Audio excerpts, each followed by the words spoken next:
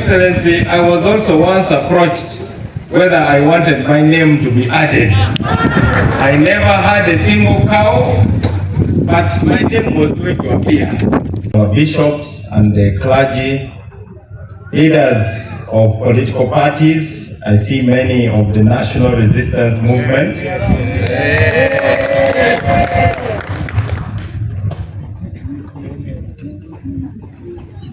Ladies and gentlemen, Mr. President, in preparation for this meeting, the Honorable Hilary Onek convened some small consultations so that this meeting is focused. Nevertheless, even though the agenda may have been distorted a bit with other issues, but they are still important issues, Your Excellency. So we ask for your indulgence that you also consider those other issues which were not on the agenda. Mr. President, this is your meeting. You convened it in your capacity as the head of the homestead we call Uganda. This homestead has many households. You listened to complaints. There has been grumbling in the compound concerning this sticking issue of cattle compensation, and you directed that those who are concerned should meet you directly so that this matter is settled once and for all. It's not our intention to distort the main purpose of this meeting. This should be first things first. Your Excellency, Acholi land was known for agro-pastoralism. We are cultivators, we are also cattle keepers. Because of insecurity resulting from our kind of messy politics, a subject that you will elaborate on in detail when you address us, we lost our livestock. So now, instead of selling cows to solve our problems, we started selling the food which we should be eating. Then we faced food insecurity because of that. That is how we ended up having World Food Program coming to distribute food in the most fertile part of Uganda, which was indeed a scandal. Your Excellency, the report has been delivered. We know for sure that when later you open the microphone for people to speak, they will give you the feedback you want to know. Some of us, we sit with you in cabinet every week. The cows are the people who are being talked about here. My ministry is the one who is being talked about here. Therefore, it would be out of order for any of us to insulate you from the real issues that those who are affected. I don't intend to be an insulator. I'd rather be a live wire so that you receive directly what the true concerns of the people are. Yes. In our culture, sometimes those who have eaten the baby's milk or the baby's food and drank the baby's milk, when the mother asks, why is the baby crying? Say, the baby is just stubborn. So now, if you ask Mao and you ask the cow, you ask Attorney General, you ask all these other people concerned, the DISOs, why are my people complaining about cattle compensation? They are just ungrateful.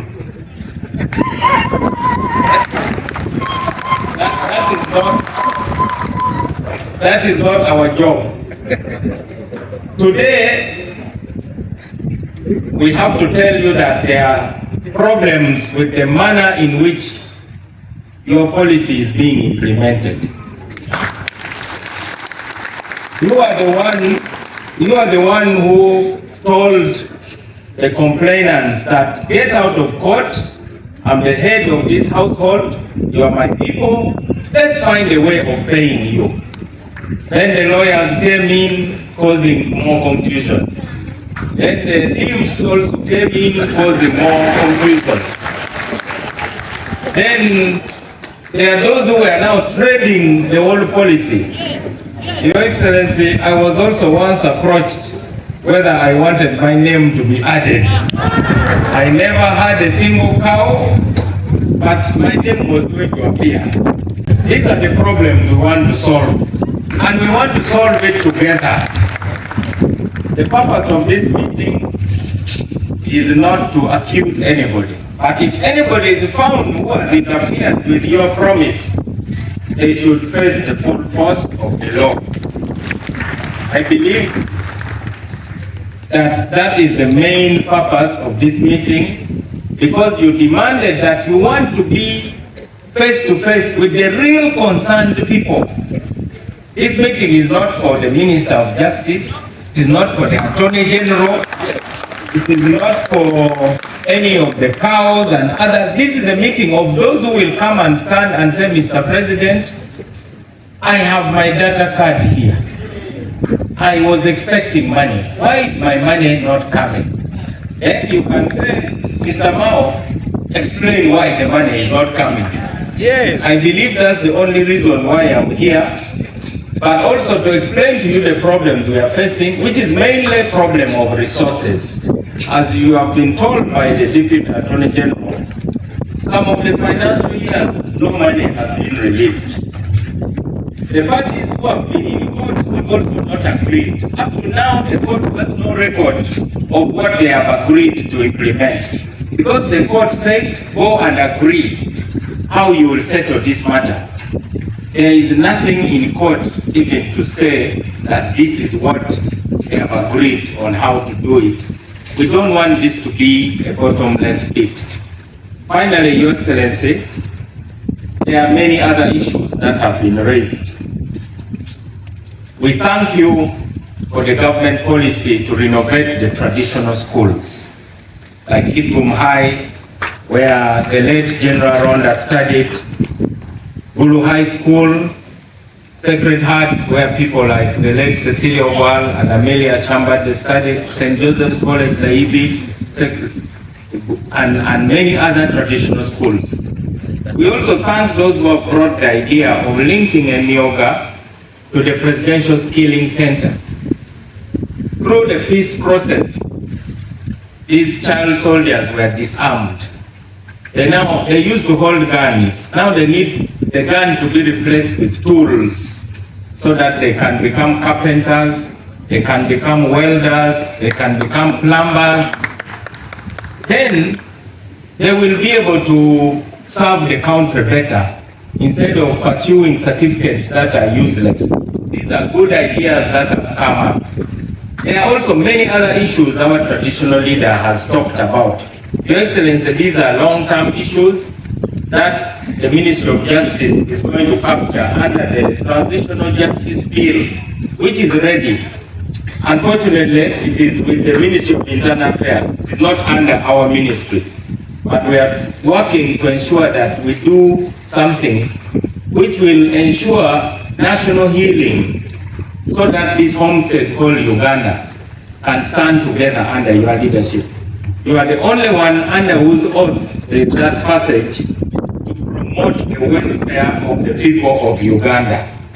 There is nobody else with that in their oath. Not the MPs, not the ministers, not anybody else. It is only the president and the vice president in whose oath there is that phrase to promote the welfare of the people of Uganda. So we thank you for responding to these issues. There are many.